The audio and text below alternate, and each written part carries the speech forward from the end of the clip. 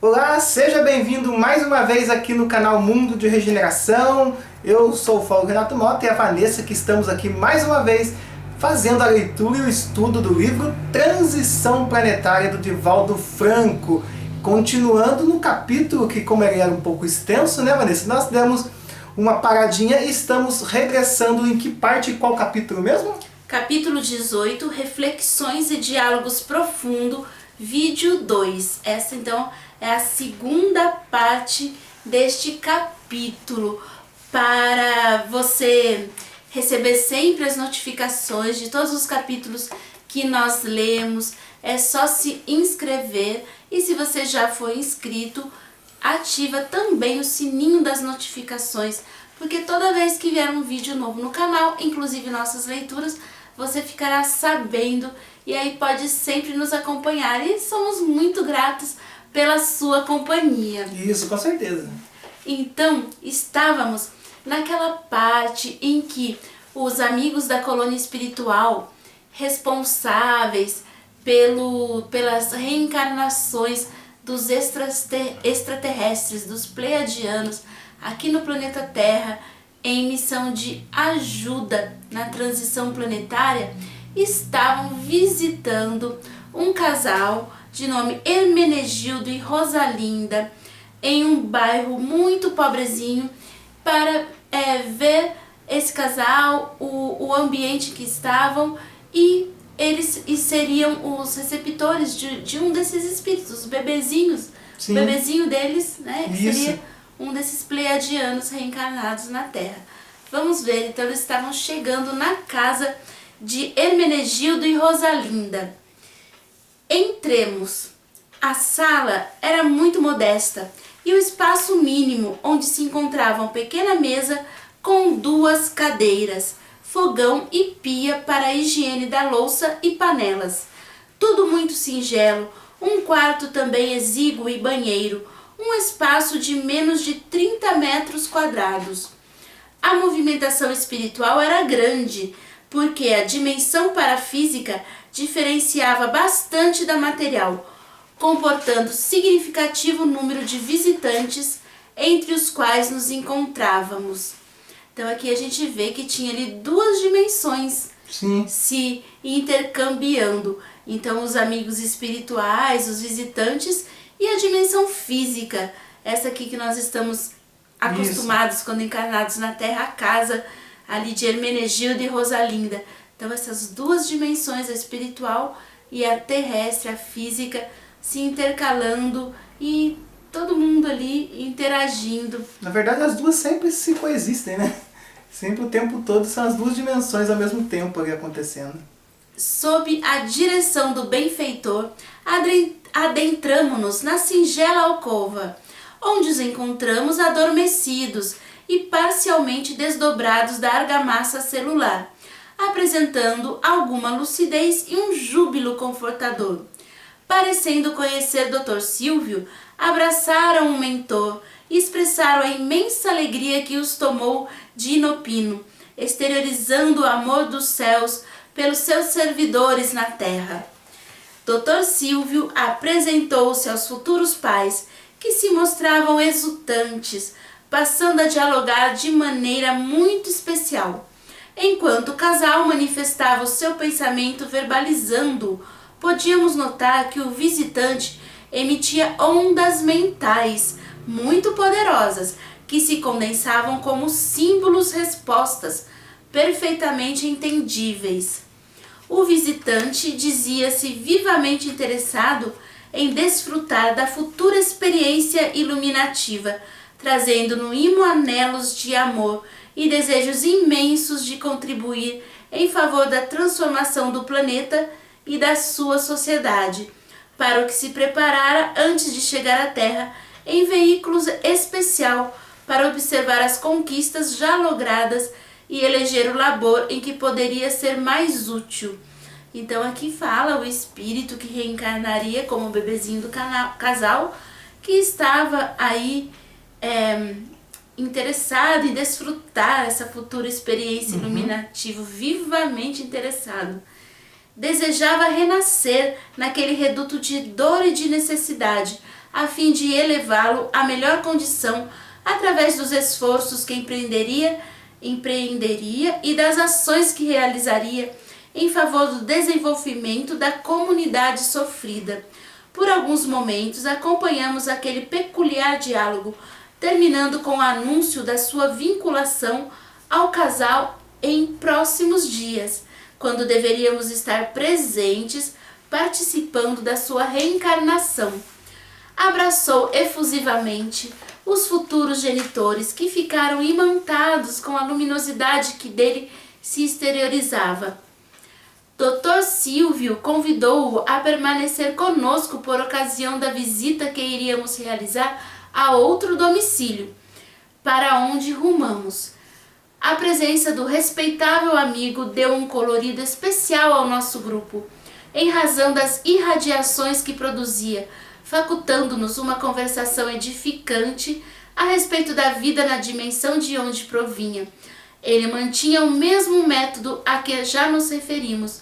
Enquanto verbalizávamos o pensamento, ele transmitia por telepatia simbólica a sua resposta. Informou-nos sobre a beleza da região que habitara até há pouco, do multicolorido de que lá se reveste a natureza e da indescritível harmonia que reina nesse lar de progresso indefinível. Referiu-se à ausência do sofrimento conforme o entendemos, dos processos de fraternidade, de convivência em auxílio mútuo, de júbilos e de gratidão ao Supremo Criador do Universo, reverenciado em espírito e verdade, das formosas conquistas da inteligência aliadas à dos sentimentos. Então, olha só, o extraterrestre aqui comunicava com esses espíritos que eram de encarnações da Terra. Sim. Por meio do pensamento, de ondas mentais. Sim. Enquanto esses espíritos da Terra, eles verbalizavam palavras. Sim. O extraterrestre não, eram impulsos mentais que ia assim, em forma de símbolos, com todo o significado ali para mente de E cada eu que um. estudo assim, ufologia, e eu vejo que em vários casos de abduções, né, acho que a maioria, praticamente, se não for todos, a comunicação é toda mental. Todas as comunicações são mental. O extraterrestre fala com o abduzido ou com a pessoa que é contatada, tudo através da mente. A conversação é toda através da mente. Por telepatia. Por telepatia. E também os mundos considerados mais evoluídos como mundos felizes, pelo que nós vemos também. A comunicação desses mundos é todo mental, porque... por exemplo, aqui na Terra não teria como ter uma comunicação mental. A gente sabe que o ser humano... Imagine se a gente conseguisse ler a mente de cada um que tivesse à nossa volta. Aqui não temos evolução para isso. Eu não digo nem evolução no sentido de tecnologia, eu digo mesmo moral para a gente aceitar uma tecnologia dessa. Não daria certo aqui, viraria um caos. Seria usado por coisa ruim, com certeza. E também saberíamos quem está dizendo a verdade, Sim. quem está mentindo, quem está com pensamentos honestos e desonestos. Sim. Isso é muito complicado num nível ainda de expiação e prova, transitando, né, em transição para um mundo melhor. Porque nem todo mundo tem um pensamento tão cristalino. Sim. Né? Estamos ali sempre... até mesmo com algumas pessoas falam de mentiras brancas, mentiras sociais, né? Quando falamos algo para não magoar ou concordamos para não magoar. E as pequenas mentirinhas, né? Cientificamente já foi comprovado que o ser humano fala mais de 40 mentirinhas por dia. Olha só, imagina, então pequenas mentirinhas. Isso daria muita confusão. Sim. Se conseguíssemos a telepatia tão aberta assim, aqui nesse nível momentâneo da Terra. Sim, não teria como não. O seu pensamento exteriorizado produzia uma vibração musical que também absorvíamos, adornando com sons delicados as imagens que podíamos captar.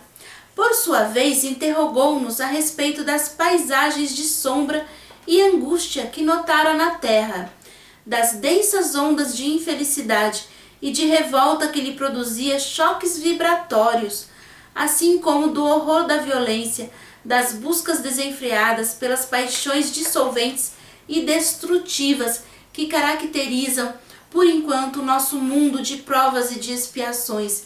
Então, enquanto o Pleiadiano contava ali como era seu mundo, ele também questionava sobre o que ele sentia das vibrações do sofrimento terrestre. Sem nenhuma expressão de censura, analisou o primarismo ainda existente em nosso planeta, onde os horrores da guerra ceifam milhões de vidas com periodicidade, assim como a ocorrência das contínuas vagas de terrorismo de toda a espécie, dos fenômenos sísmicos que abalam a estrutura geológica da Terra, dos sofrimentos superlativos. Havia uma dolorida expressão na sua face ao analisar o novo mundo onde iria trabalhar, em tentativa de auxiliá-lo a melhorar-se, tornando-se mais tristonha ao referir-se à criminalidade, aos terríveis abortos provocados, às aplicações da eutanásia, ao volume de suicídios e ainda à pena de morte legalizada. Por fim, referiu-se aos tsunamis de natureza moral, de alguma forma responsáveis por aqueles outros decorrentes da adaptação das placas tectônicas em contínua movimentação. Veja só, como já lemos em capítulos anteriores, aqui nesse livro tem fazem-se paralelos entre as realidades astrais, espirituais, com as realidades físicas. E aqui é repetido de novo que as calamidades geográficas, os tsunamis, as placas tectônicas se acomodando e causando muitas tragédias nesse nosso mundo físico, vem de que o nosso mental também está assim todo revolto, todo precisando se acomodar, né? Então muitos tsunamis morais, terremotos mentais, essa atmosfera mental da Terra que faz com que as placas tectônicas se movam e de forma a causar essas tragédias. Sim, é interessante isso que você falou, porque às vezes, pode ver, às vezes acontece uma determinada situação, uma catástrofe, alguma coisa, e as pessoas começam a mentalizar aquilo, pensar muito naquilo, e começa a acontecer em outros lugares, né? Você percebeu? Acontece de repente tal coisa em tal lugar, e fala, nossa, mas agora também nunca aconteceu, aconteceu ali, aconteceu aqui, aconteceu ali. Porque é por causa disso, interessante isso, faz sentido. Porque a pessoa mentaliza aquilo e acaba fazendo em outros lugares que eles às estão. vezes uma tempestade, uma ventania, um vulcão, um terremoto, né? Quando ficam falando muito de uma coisa que aconteceu em determinada região, às vezes, e é muito comum mesmo, né? É muito comum, depois verdade. a gente vê outras notícias na televisão, mesma época. É muito interessante isso. Você vê como a mente realmente, né, a energia consegue moldar tudo mesmo, influenciar em tudo. E nesse campo geográfico, a gente quase que não nota muito, porque nós separamos, né, o planeta da nossa mente. Nós achamos que a nossa mente não cria nada geográfico no planeta, mas nossa mente ela é intensamente criadora. É por isso que dizem que fomos criados à imagem, né, do nosso Criador. Nós somos deuses, porque né, igual eu falava, né? Também, sois deuses. Também somos co-criadores. Nossa psicosfera mental coletiva muda sim a geografia, o clima de um lugar. Tanto que também eu ouvi falar de um furacão que estava previsto para a costa dos Estados Unidos e todo mundo naquela época se juntou em oração. Sim, isso aí também funciona muito. E esse furacão ele chegou como um ventinho. Perde a força. Ali aí foi mesmo, estava esperando uma catástrofe mesmo. E realmente perdeu totalmente a força do furacão. É o poder do pensamento, da oração, do pensamento sincero, elevado. Não foi um milagre, foi pensamento, né? O pessoal se conectou e tudo na energia positiva conseguiu mudar aquilo, né? É o que algumas pessoas chamam de milagre. Sim, sim. E que agora, com as novas ciências, com o estudo da mente, nós estamos entendendo melhor como somos poderosos. Imagina o poder que da mente de Jesus Cristo para produzir tudo que ele produzia, fazer as coisas, os milagres, vamos dizer assim, que ele fazia, tudo pela mente, né? E ele disse, está escrito, que poderíamos fazer o mesmo, né? Sim, ou até mais. Ele já deixou a dica. Fica a dica. Fica a dica. Vamos lá. Evitando que o momento se transformasse em melancolia e aflição, habilmente o mentor, Dr. Silvio, pôs-se a narrar as expectativas do trabalho em pauta, assim como a felicidade de poder se ajudar, de construir-se o bem onde se encontram os escombros remanescentes do mal. De imediatos, todos nos refizemos, e o doce encantamento decorrente da presença do convidado voltou a entusiasmar-nos. Nesse íntere, alcançamos um apartamento no centro da cidade, em um edifício de classe média, e adentramo-nos. Podia-se respirar a psicosfera de paz, sem a presença de espíritos vulgares e perturbadores, sendo recebidos à porta pelos residentes risonhos, em parcial desdobramento pelo sono fisiológico, que nos pareciam esperar, embora eu não tivesse ideia de que iríamos ali.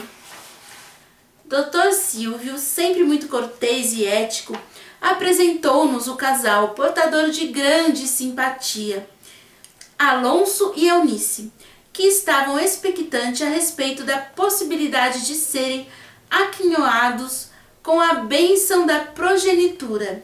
Dificuldades iniciais que inibiam o cavalheiro haviam se tornado motivo de sofrimento, que foi ultrapassado, mediante uma cirurgia de pequeno porte, a que se houvera submetido com excelentes resultados fazia pouco tempo. Naquela noite, após a comunhão sexual que se facultaram, aguardavam que a misericórdia divina os felicitasse com a futura chegada de um filhinho para conchegar-se aos seus cuidados. Enquanto conversávamos jovialmente, adentraram-se dois amigos de outro grupo dedicado à reencarnação, trazendo o espírito que iria envergar a indumentária carnal a partir daquele momento. Todos adentramo-nos na alcova e nos detivemos ante os seus corpos adormecidos, envoltos pela ternura de um abraço de gratidão e de júbilo. Dr. Silvio aproximou-se da senhora Eunice, que apresentava o coração iluminado por peregrina luz, enquanto seu organismo ainda mantinha os espermatozoides em movimentação no aparelho genésico.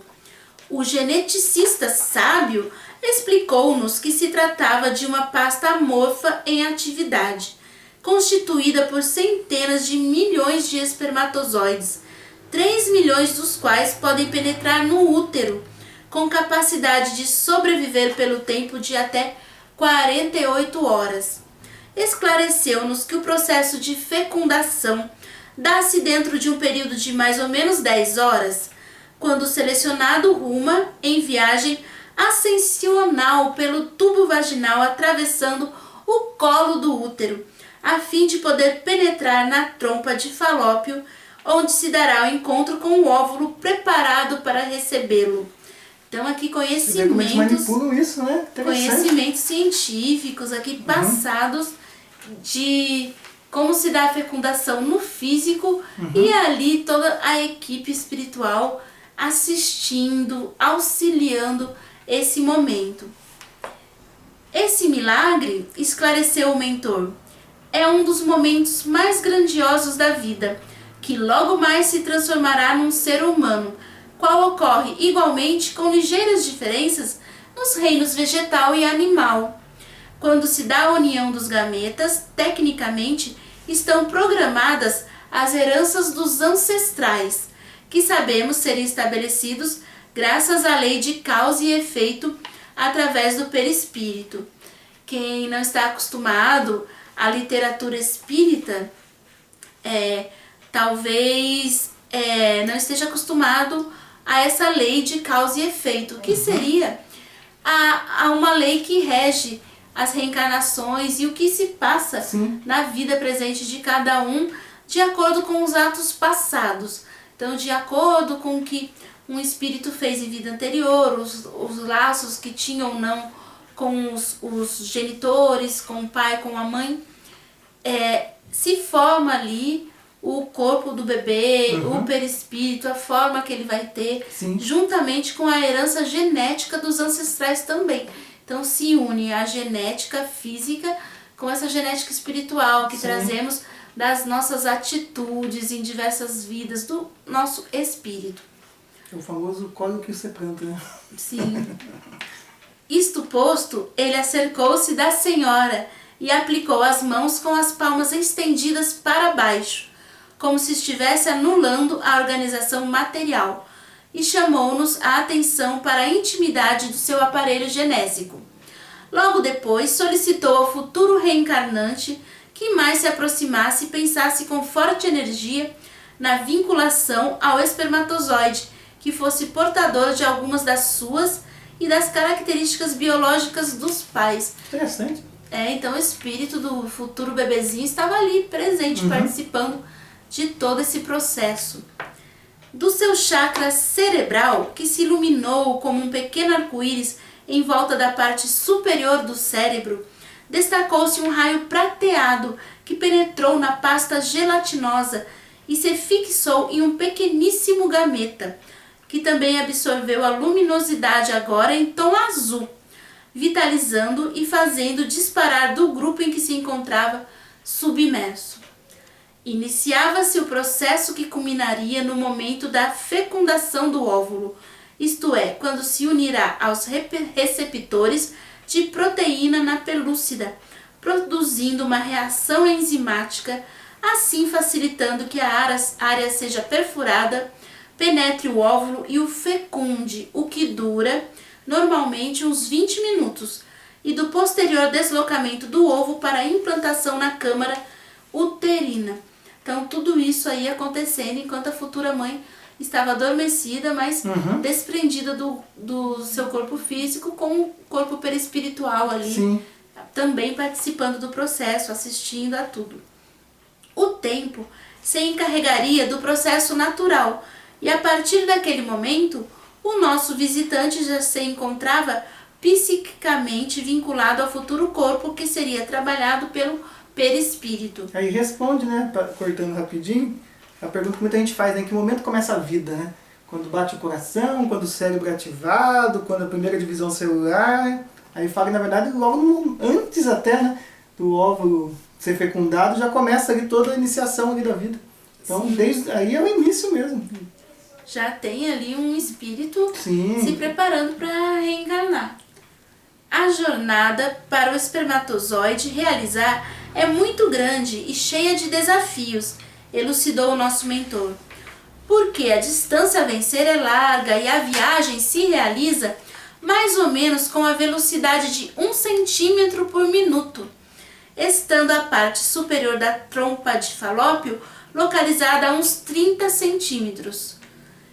Ele também tem que resistir aos ácidos que o organismo feminino produz, matando um grande número de candidatos. Em razão dos objetivos divinos da procriação, por ocasião da ovulação, essa acidez diminui, o que facilita a sobrevivência de muitos que seguem atraídos pelo óvulo. Observamos que, ao dar-se a vinculação do psiquismo do amigo espiritual com o espermatozoide, ele experimentou uma espécie de choque, empalidecendo levemente e parecendo sofrer rápido aturdimento, logo superadas essas emoções e sensações.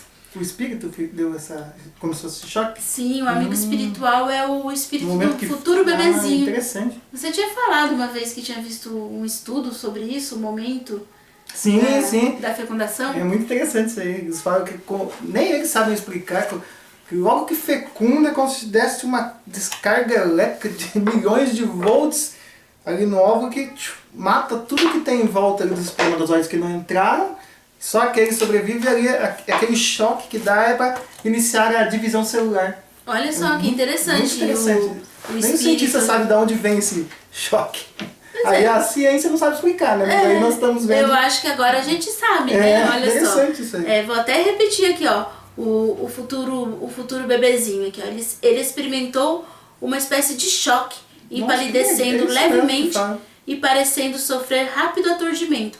Logo superadas essas emoções e superações. Tem Então, tudo a ver mesmo com os cientistas falam, que eles não conseguem até saber de onde vem esse choque. o espírito ali É a sentiu espiritualidade esse choque atuando. que também aparece no físico, né? Sim. Que os cientistas já Nossa. detectaram. Interessante isso. Poderia permanecer em atividades outras. No entanto, a ligação com o gameta masculino seguiria o seu curso e posteriormente se daria a fecundação, logo seguida por todo o processo de renascimento na carne. Informados da ocorrência, nos seus detalhes próprios, os futuros pais beijaram as mãos do Dr. Silvio e abraçaram ternamente aquele que seria o filho anelado, levando-nos todos à emoção das lágrimas.